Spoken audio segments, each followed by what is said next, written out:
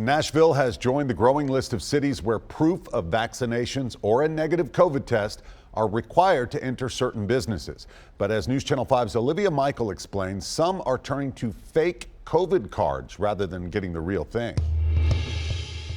Employees of the 5 Spot are used to checking for fake IDs. Yeah, it's something we deal with often. We have to worry about fake ID cards all the time. And of course, we're legally liable if someone does gain entry with a fake ID, doesn't matter how good it is. But starting Saturday, they'll be checking for a different kind of fake. We need the name to match the ID, and if it's a home test, then maybe take a picture of the test at home, include your ID in the picture, the same ID you're going to present, and should get you into the venue. They'll be requesting either proof of a recent COVID test or a vaccination card.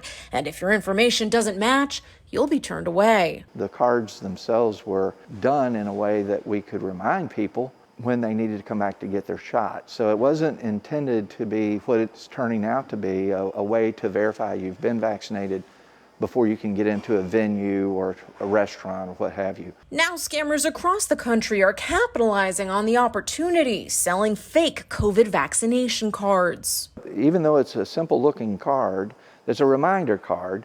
It is an official federal document and it has the CDC and the HHS logo on it. So it is illegal on a federal level to reproduce those. The Department of Justice even created a COVID-19 fraud enforcement task force, in part to combat the issue. Just last month, a California woman's case became the first federal criminal fraud prosecution for selling fake cards. It comes with a hefty fine and up to 5 years in prison. So it is something that if you are caught, it can be quite serious. Rather than pay money for a fake, Metro Health officials say you could always just get one for free with a vaccine. In Nashville, Olivia Michael, News Channel 5. Another 3,900 people have tested positive for coronavirus in the last 24 hours. There's good news, though, to report on the vaccination front. The number of people getting the vaccine has increased nearly 47% across our state since July 12th. All but one Tennessee county has seen a jump in the number of doses being given. The highest increase in vaccination rate went to those ages 12 to 15.